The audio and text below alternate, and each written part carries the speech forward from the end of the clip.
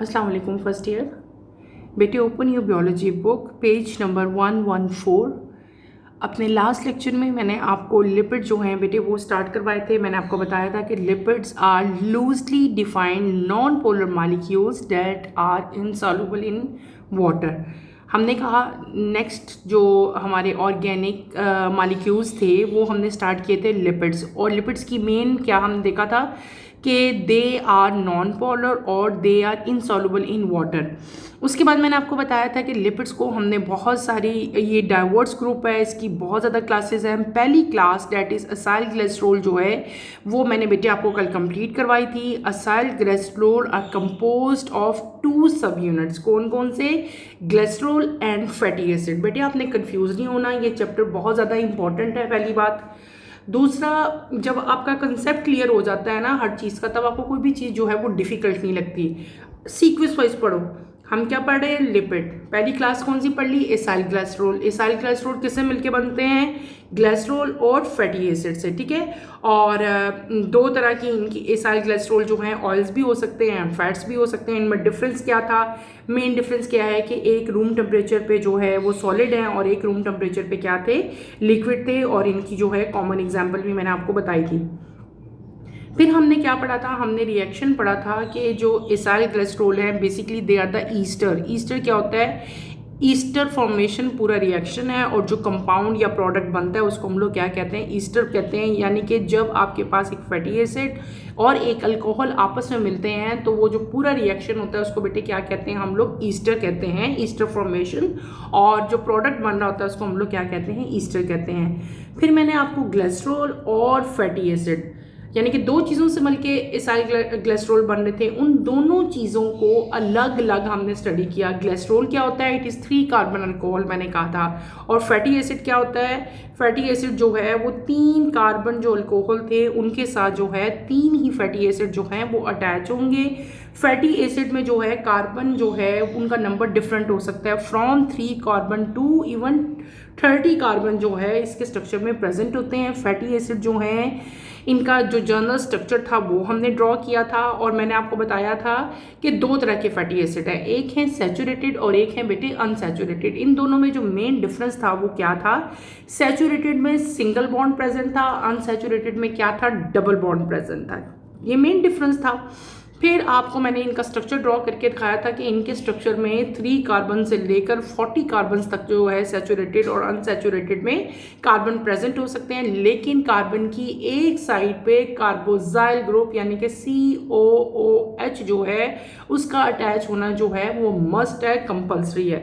तो हमने saturated unsaturated fats पढ़े। इन द एंड हमने क्या पढ़ लिया?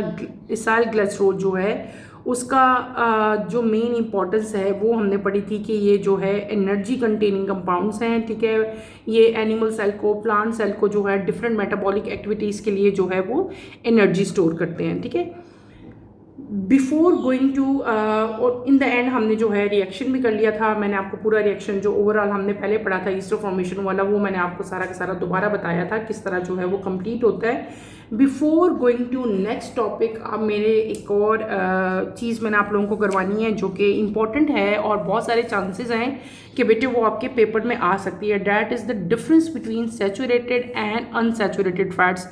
जहाँ पे बेटे मुझे लगेगा ना कि ये चीज़ आपकी बुक में नहीं है या ये आपको डिफ़िकल्ट लगेगी या ऐसा होगा कि ये क्वेश्चन आपके पेपर में आ सकता है, जैसे कि सिंपल पहले हमने जो है फैट्स और ऑयल में भी एक डिफरेंस देखा ना कि ऑयल जो है वो रूम टेम्परेचर पे लिक्विड होता है, फैट जो है वो रूम टेम्परेचर पे जो है वो सॉलिड होते हैं। ये भी इनका एक डिफरेंस है। फिर क्या है, एक प्लांट्स में है और एक किधर है? एनिमल्स में है।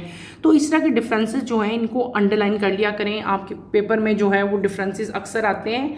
तो इसलिए बेटे आपको ईज आउट करने के लिए जो है मैं आप लोगों को सैचुरेटेड और अनसैचुरेटेड फैट्स के जो है डिफरेंसेस जो है वो करवाने लगी हूँ, ठीक है। Let's start. सबसे पहला डिफरेंस तो हमने कल ही कर लिया था। क्या कहा था? सैचुरेटेड फैट का क्या डिफरेंस पहले हमने किया था कि saturated fat consist of single bond, ठीक है। और उसमें क्या था? Double bond. उनके केमिकल स्ट्रक्चर में ऐसे था ना। हम इसको क्या लिख देंगे? Type of bond. Saturated fats में क्या आएगा? आप लोग मुझे बताते जाओ, मैं लिखती जाती हूँ। यहाँ पे नंबर 1 पे हम क्या राइट करेंगे?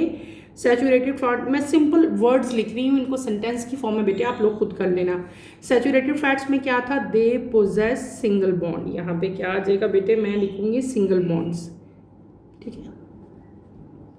यहाँ पे क्या चीज़ प्रेजेंट होती है, they possess no double bond only single bond, यहाँ पे क्या चीज़ प्रेजेंट होगी बेटे, यहाँ पे डबल बॉन्ड प्रेजेंट होगी।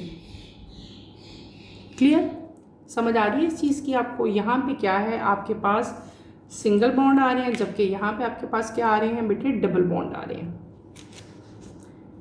फिर अगर हम नंबर 2 पे जाएंगे, नंबर 2 पॉइंट पे हमने बुक में ही आपके जो आपका जो हमने कल लिटरेचर पूरा जो थ्योरी पढ़ी थी, सारा जो हमने पढ़ा था, उसी में एक और भी चीज़ था कि saturated have high melting point, याद आया, हाई मेल्टिंग पॉइंट। इस केस में क्या था, दे हैव, बोलो, लो मेल्टिंग पॉइंट, ठीक है। यहाँ पे क्या था, लो मेल्टिंग पॉइंट, क्लियर। और फिर आगे आपके पास क्या आता है, दे, ये जो सैचुरेटेड फैट्स होते हैं ना बेटे, दे इंक्रीज LDL, इसे LDL कोलेस्ट्रोल कहते हैं, ठीक है। यानी कि हमारी बॉडी का जो कोलेस्ट्रोल है, इनको ज़्यादा लेने से वो क्या हो जाता है, इंक्रीज हो जाता है। और ये क्या करते हैं, दे लोड्स, वो इंक्रीज कर देते हैं, ये क्या कर देते हैं, ये लो कर देते हैं कोलेस्ट्रोल को। क्लियर। नंबर 4 पे हम आते हैं, they are animal based and they are plant based, plant based and fish से भी जो है अनसैचुरेटेड फैट्स हमें मिलते हैं। फिर आता है नंबर 5। नेक्स्ट नंबर 5 हमारे पास क्या आएगा बेटे, नंबर 5 आप लिख सकते हो, ये हाई हीट स्टेबिलिटी इनकी होती है, high heat stability, STABILITY, high heat stability. और यहाँ पे क्या आ जाएगा, lower heat stability. Clear. Next number 6 पे हम लोग आएंगे बेटे। नंबर 6 आपका क्या आ जाता है, नंबर 6 हम कर सकते हैं, they have limited health benefits, ठीक है, essential for health.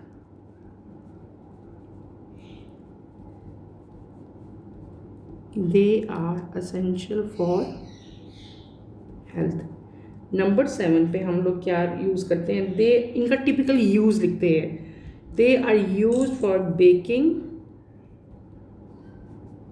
And frying, ठीक है। और ये क्या है, they are use for dressing, लो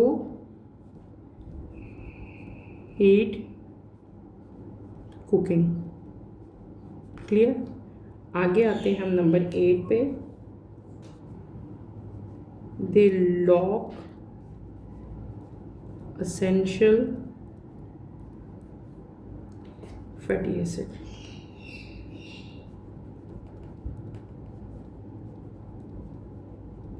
और इनका क्या है, they are rich in essential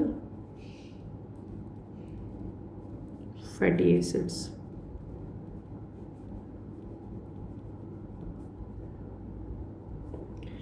clear बेटे। आगे हम नंबर 9 पे जा रहे हैं। नंबर 9 हम लोग क्या कर लेते हैं, इनका टेक्सचर कैसा है, दे हैव क्रीमी और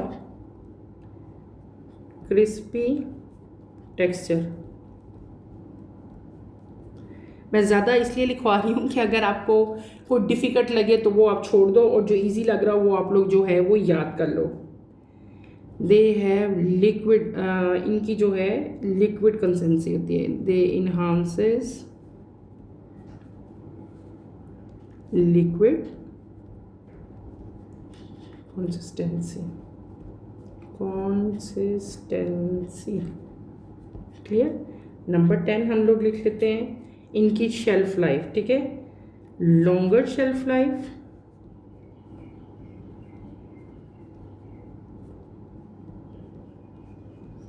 shorter shelf life,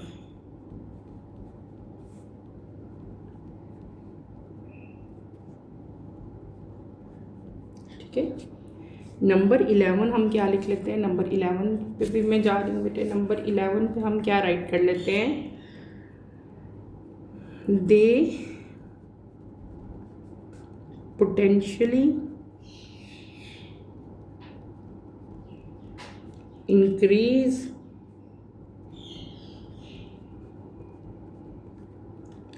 heart diseases risk, ठीक है। और यहाँ पे क्या आ जाएगा, पोटेंशियली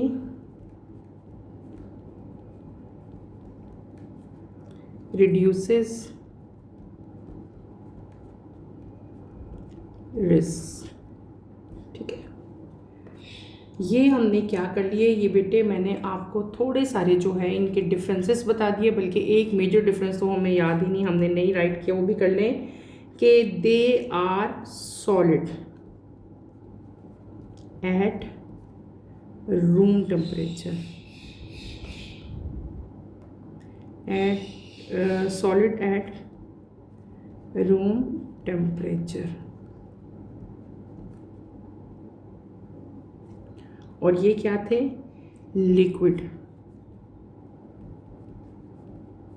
एट रूम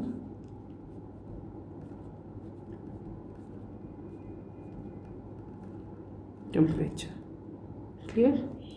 और नंबर 13 भी आप लोग लिख सकते हो, अगर लिखना चाहो। यहाँ पे क्या लिख दो, यहाँ पे इनका स्ट्रक्चर लिख दो आप लोग,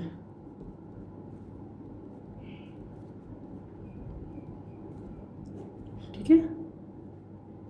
और इसका भी आप लोग स्ट्रक्चर लिख देना।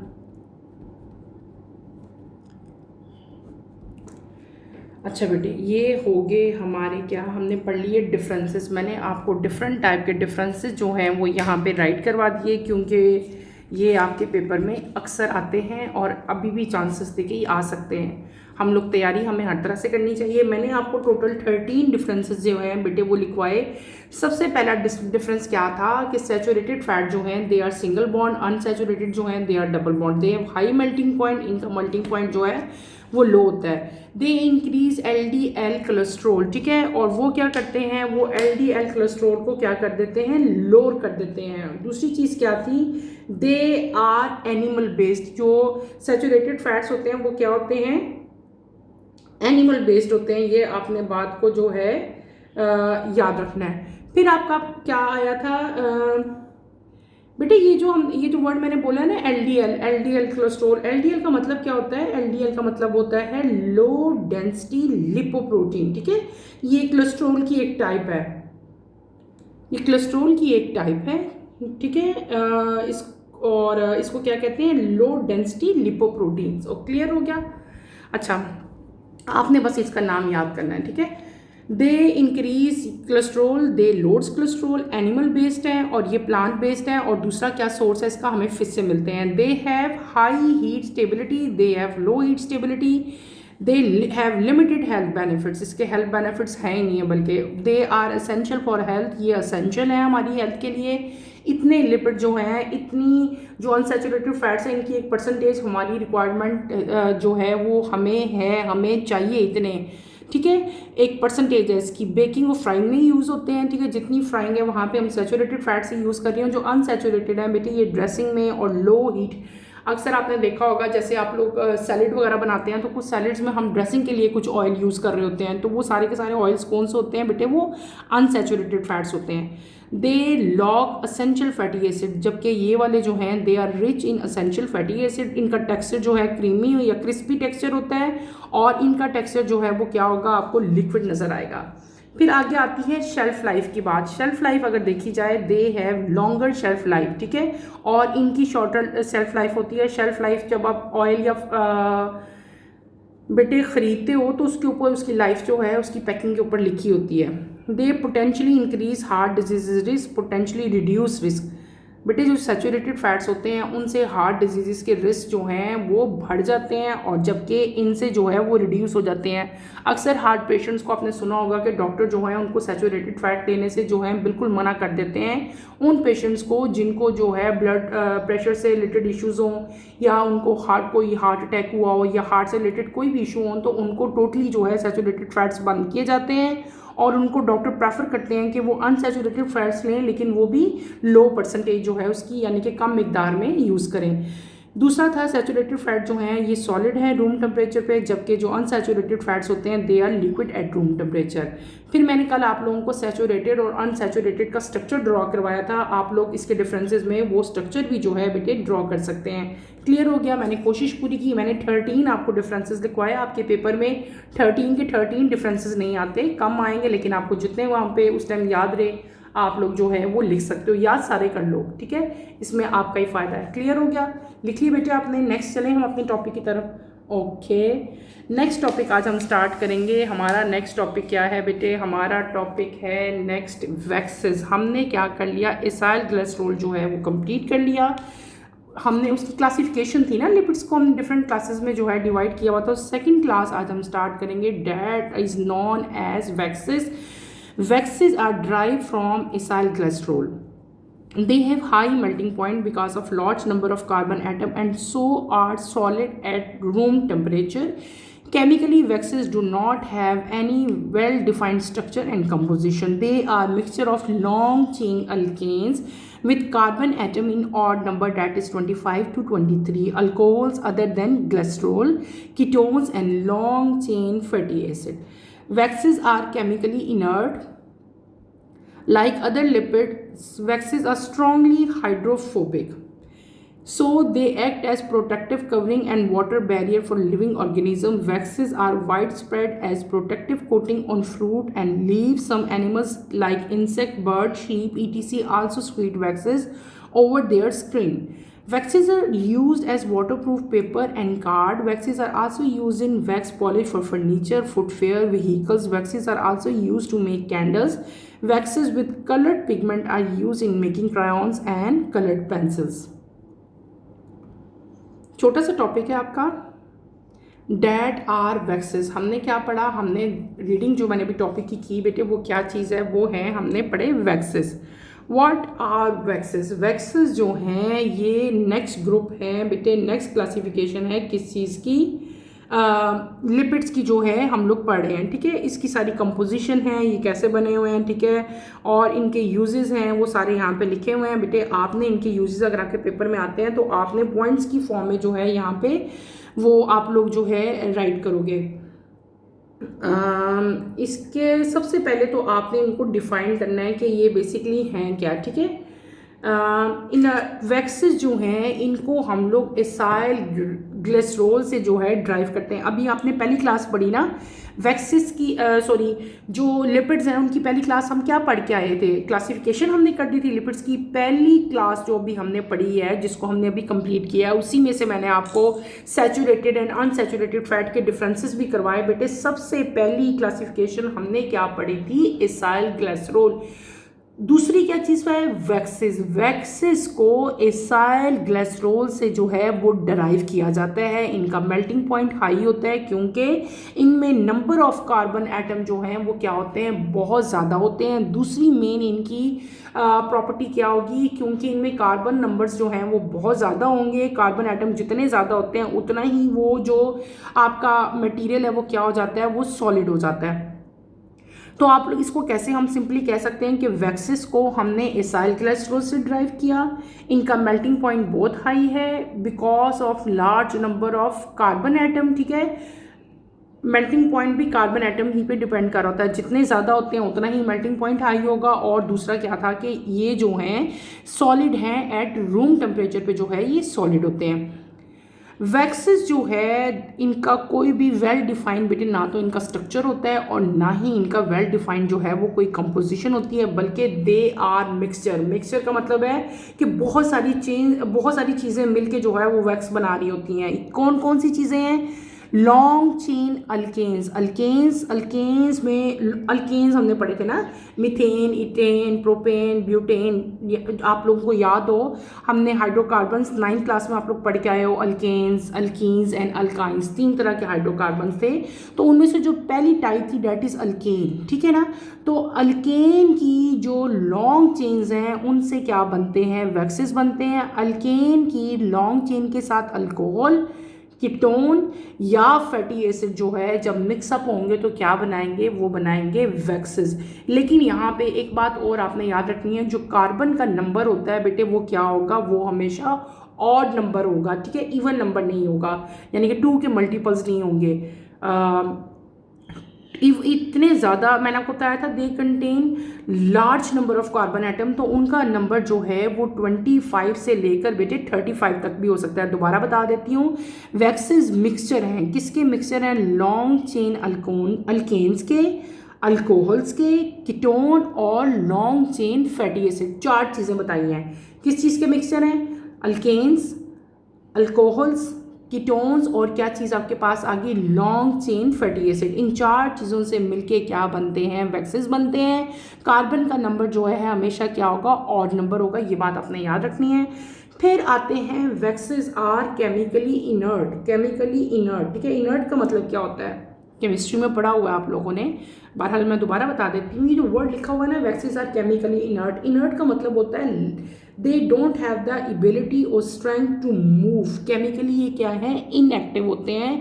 जो सब्सटेंस केमिकली इनएक्टिव होता है या अनएबल टू मूव होता है, उस सब्सटेंस को हम लोग क्या कहते हैं बेटे? उसको हम लोग कहते हैं केमिकली इनर्ट। ये जो केमिकली इनर्ट मतलब लिखा हुआ है, इसका मतलब क्या है? इसका मतलब होता है लेकिंग द एबिलिटी और स्ट्रेंथ टू मूव। और अगर आप साइंस में इसका वर्ड देखते हैं तो इसका मतलब क्या होता है कि दे आर केमिकली इनएक्टिव, ठीक है, ये इनएक्टिव है। वैक्सेस जो हैं दे आर स्ट्रॉन्गली हाइड्रोफोबिक। ये क्या है? हाइड्रोफोबिक हैं। हाइड्रोफोबिक और हाइड्रोफिलिक हमने जो है डिटेल से बेटे मैंने आपको पढ़ाया था। दूसरा क्या है? ये जो बेटे जो वैक्सेस हैं आप सब ने देखे हुए हैं, ठीक है। ये हर बच्चा, ये हर स्टूडेंट फैमिलियर है वैक्सेस से, सबने वैक्सेस देखी हुई है। और कुछ नहीं देखा तो कैंडल तो देखी है ना, कैंडल जो है वो वैक्स ही है। हम कहते हैं ना ये कैंडल की वैक्स मेल्ट हो रही है, तो वो वैक्स होती है। जिस चीज़ की कैंडल बनी होती है ना, उसके अंदर थ्रेड है जो जल रहा होता है, लेकिन बाकी जो है वो क्या होती है? वैक्स होती है। पहले मैंने बताया कि दे आर केमिकली इनर्ट, ये इसकी हम प्रॉपर्टीज़ पढ़े हैं। केमिकली इनर्ट का मतलब होता है दे आर केमिकली इनएक्टिव। फिर मैंने क्या बताया? Waxes are strongly hydrophobic. Hydrophobic का मतलब क्या है? कि दे आर वाटर फेयरिंग, यानी कि ये नॉन पोलर है, ये वाटर के साथ जो है ईजिली मिक्सअप नहीं होते, वाटर के साथ ये मिक्स नहीं होंगे। पानी के अंदर वैक्स फेंक के देखो तो वैक्स जो है ना आपको अलग ही जो है उसके अंदर सॉलिड फॉर्म में, मतलब मेल्ट करके भी फेंकोगे तो पानी के अंदर जाके वो सॉलिड फॉर्म में चेंज हो जाएगी और पानी के अंदर जो है वो मिक्स नहीं होगी, यानी कि ये हाइड्रोफोबिक है। वाटर फेयरिंग, हाइड्रोफोबिक का मतलब क्या होता है? जो वाटर फेयरिंग है, जो वाटर के अंदर मिक्सअप नहीं होते, उनको हम लोग क्या कहते हैं? हाइड्रोफोबिक कहते हैं। दूसरा क्या इसका मतलब, अब इसकी क्या है प्रॉपर्टीज, इंपॉर्टेंस पढ़े हो। They act as a protective covering and water barrier for living organism. Living organism के लिए ये वाटर बैरियर का काम करते हैं और प्रोटेक्टिव कवरिंग जो है, बहुत सारे लिविंग ऑर्गेनिज्म, उसमें एनिमल्स भी आएंगे बेटे, उसमें प्लांट्स भी आएंगे।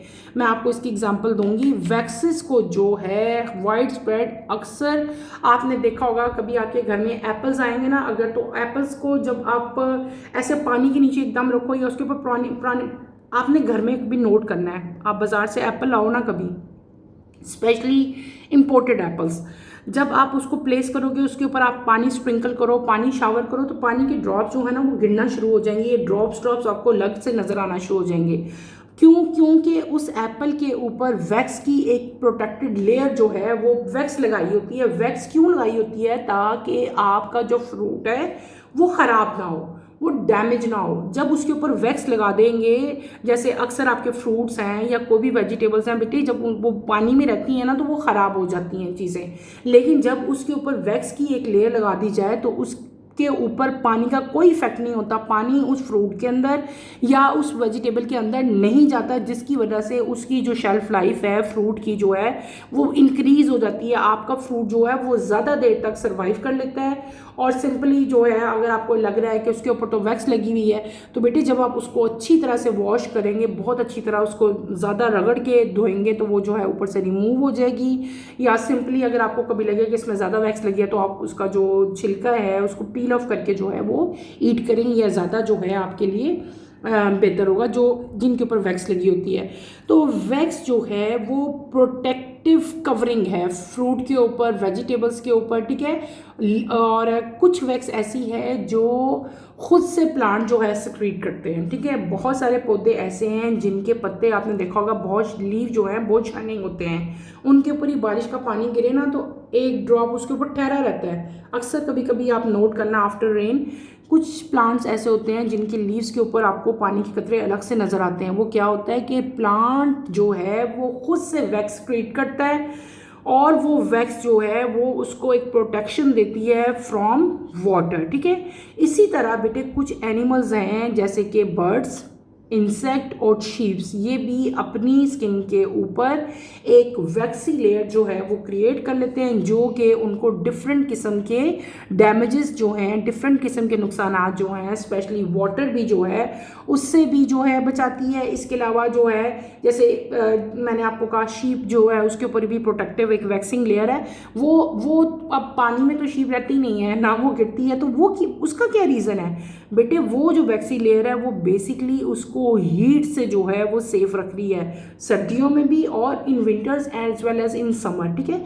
तो ये जो एक वैक्सी लेयर होती है, वैक्स जो है ये प्रोटेक्टिव कोटिंग है फ्रूट्स के ऊपर भी, लीव्स के ऊपर भी, इंसेक्ट के ऊपर, बर्ड्स के ऊपर और इवन शीप्स के ऊपर भी, ठीक है। क्लियर हो गया? आपने कभी नोट किया हो जिन बच्चों ने घरों में अपने बर्ड्स वगैरह रखे हुए हैं, बर्ड्स के ऊपर अगर आप पानी स्प्रिंकल करो तो उनके फीदर जो हैं वो गीले नहीं होते। जब तक आप उनको ज़ोर से पानी में जो है डिप ना कर दें वो गीले होते नहीं, क्योंकि उनके फीदर्स के ऊपर भी एक वैक्सी लेयर होती है। और अगर आपने कभी नहीं नोट किया तो बेटे आप लोग नोट करके देखो, आपको पता चल जाएगा। आप उनके ऊपर वाटर फेंको वो कभी भी गीले नहीं होते। जो बर्ड्स हैं स्पेशली जो है जैसे पैरेट हो गया या पिजन्स हो गए, उनको गीला करने के लिए आपको उनके ऊपर बहुत ज़्यादा पानी जो है वो फेंकना पड़ेगा। इसके बाद आप क्या आते हैं कि वैक्सेस जो है उसको वाटरप्रूफ पेपर और कार्ड्स, यानी कि आपने तो ये तो पता ही है ना कि पेपर्स, वाटरप्रूफ पेपर्स भी होते हैं जो पानी से गीले नहीं होते। उनके वो वाले पेपर जो हैं उनकी मैन्युफैक्चरिंग में भी वैक्स ही यूज़ होती है, ताकि सिंपल पेपर को वाटरप्रूफ पेपर में जो है वो कन्वर्ट किया जाए। तो वैक्सेस जो हैं वाटरप्रूफ पेपर और कार्ड बनाने के लिए यूज़ होती हैं। इसी तरह वैक्सेस जो है वो फर्नीचर पॉलिश, फुटवेयर और डिफरेंट टाइप के जो व्हीकल्स हैं वहाँ पे भी जो है जो उन पे पॉलिश यूज़ की जाती है उसमें जो है वैक्स यूज़ होती है। इसके अलावा वैक्सेस का कॉमन यूज़ जो है वो क्या है कि कैंडल्स बनाने के लिए, इसके अलावा बहुत सारे पिगमेंट्स जो पेंट्स हैं उनमें, और सिंपल जो क्रेयॉन जो हम लोग घर में यूज़ करते हैं या कलर्ड पेंसिल्स हैं, उन तमाम की तमाम चीज़ों में जो है वैक्स जो है वो यूज़ की जाती है। यहाँ पे आपको पिक्चर्स दिखाई हैं, जिस तरह मैंने बताया था कि लीफ जो है इसके ऊपर भी जो है एक इसकी क्यूटिकल के ऊपर जो है वैक्सी लेयर होती है। ये क्या है? कैंडल है जो वैक्स की बनी हुई है। क्रेयॉन्स कलर्स हैं ये भी वैक्स के बने होते हैं। और इन द एंड आपके पास क्या आ गया? फर्नीचर पॉलिश होगी जिसमें जो है वो वैक्स यूज़ होगी है। तो ये हमारा टॉपिक कंप्लीट हो गया। हमने क्या पढ़ लिया? हमने वैक्सेस पढ़ लिए। वैक्सेस कहाँ से ड्राइव हुए? एसाइल ग्लिसरॉल से। इनका मेल्टिंग पॉइंट बहुत ज़्यादा हाई होता है। इनमें जो है लार्ज नंबर ऑफ कार्बन जो है वो प्रेजेंट होते हैं। इन केमिकली जो है इनका अगर देखा जाए तो इनका कोई वेल डिफाइंड स्ट्रक्चर या कंपोजिशन नहीं होती, बल्कि ये क्या है? ये मिक्सचर है। किस चीज़ के मिक्सचर हैं? 4 चीज़ें मैंने आपको बताई थी। Long chain alkanes, alcohol, ketones और कौन से लॉन्ग चेन फैटी एसिड, और जो कार्बन का नंबर है यहाँ पे वो आपको कौन सा मिलेगा, ऑड नंबर मिलेगा, इवन नंबर नहीं मिलेगा। फिर हमने क्या पढ़ लिया, पहले हमने इसकी कंपोजिशन बता दी, उसके बाद हमने क्या पढ़ लिया, इसकी इंपॉर्टेंस पढ़ लिया। अब पेपर में दो तरह के क्वेश्चन आ सकते हैं, कंपोजिशन भी आ सकती है, इंपॉर्टेंस भी आ सकती है। इंपॉर्टेंस में क्या हमने पढ़ा था कि केमिकली इनर्ट है, इनएक्टिव है, स्ट्रॉन्गली हाइड्रोफोबिक है यानी कि वाटर लविंग नहीं है, वाटर में मिक्सअप नहीं होते, protective covering, water barrier, protective coating for plants and leaves. इसके अलावा एनिमल्स जैसे शीप था, बर्ड्स थे, और इंसेक्ट में भी जो है इनके ऊपर ही वैक्स की प्रोटेक्टिव कवरिंग होती है, जिससे जो है वो डिफरेंट टाइप के जो डेंजर है जैसे हीट है या बहुत ज़्यादा लो टेम्परेचर है या वाटर है, उससे जो है वो महफूज रहते हैं। फिर वैक्सेस को जो है वाटरप्रूफ पेपर और कार्ड बनाने के लिए यूज़ किया जाता है, वाटर को फर्नीचर की पॉलिश में यूज़ किया जाता है, फुटवेयर में, और डिफरेंट टाइप के जो व्हीकल्स हैं उनकी मैन्युफैक्चरिंग में जो है वैक्सेस यूज़ होती हैं। वैक्सेस जो है कैंडल्स बनाने के लिए, डिफरेंट टाइप के पिगमेंट्स, क्रेयॉन्स और डिफरेंट कलर पेंसिल्स बनाने के लिए जो है यूज़ की जाती हैं। यहाँ पे एक और इंपॉर्टेंट इन्फॉर्मेशन लिखी हुई है बेटे, ये भी हम पढ़ते जाएं। Honey bees produce waxes and use it to make 6-sided hexagonal chamber of their comb where honey is stored. In humans, wax is secreted by gland of the outer ear canal. यहाँ पे दो और sources भी लिखे हुए हैं जिनसे wax जो है वो बनती है। पहली चीज़ क्या है, हनी बी। हनी बी क्या करती है, honey bee produce wax, honey bee wax बनाती है, ठीक है। और वो वैक्स का स्ट्रक्चर कैसा बनाती है, 6-sided। जब 6-sided स्ट्रक्चर होता है उसको हम लोग क्या कहते हैं, हेक्सागोनल स्ट्रक्चर कहते हैं, ठीक है। और बहुत सारे हेक्सागोनल स्ट्रक्चर्स इसी तरह जो है वैक्सेस के बनाती जाती है। उन स्ट्रक्चर के अंदर जो है फिर ये बीज जो हैं वो हनी को स्टोर करती हैं। इसी तरह जो ह्यूमन बींग्स हैं, जो इंसान हैं बेटे, हम हैं, हमारे कान के अंदर, हमारे ईयर के अंदर एक ग्लैंड प्रेजेंट होता है जो कि आउटर ईयर में प्रेजेंट है। वो भी जो है वो वैक्स क्रिएट करता है। उसका मेन फंक्शन क्या होता है वैक्स का, कि जो डिफरेंट टाइप के डस्ट पार्टिकल्स हैं या कोई और चीज़ है अगर वो हमारे कान में जाती है तो वो उस वैक्स के साथ मिक्सअप हो जाती है और वो इनर एयर में जो है डस्ट पार्टिकल या कोई और पार्टिकल जो हैं वो नहीं जाते, बल्कि वो बाहरी आउटर ईयर में ही रह जाते हैं। क्लियर हो गया, ये एक इंपॉर्टेंट इन्फॉर्मेशन थी, ये भी आपने याद रखना है। वैक्सेस हमने क्या कर लिए, कंप्लीट कर लिए। नेक्स्ट टॉपिक हमारा है फास्फोलिपिड। इंशाल्लाह कमिंग लेक्चर में मैं आपको फास्फोलिपिड जो है वो हम लोग पढ़ेंगे। कमिंग लेक्चर की नोटिफिकेशन के लिए बेटे आप चैनल को शेयर करो, लाइक करो और सब्सक्राइब करो। यहीं पे अपना टॉपिक मैं एंड करूँगी। इंशाल्लाह कमिंग लेक्चर में दोबारा मुलाकात होती है। टिल देन अल्लाह हाफिज़ फर्स्ट ईयर, टेक केयर बेटे, अपना बहुत सारा ख्याल रखिएगा। और छोटा सा टॉपिक ही आज मैंने आपको करवाया है वैक्सेस, इसको आपने अच्छी तरह से कंप्लीट करना है। इन द एंड मैंने आपको जो है जो डिफरेंसेस करवाए थे वो किसी बच्चे के अगर मिस हो गए हैं तो वो यहाँ से जो है दोबारा उतार सकता है। अल्लाह हाफिज़ बेटे।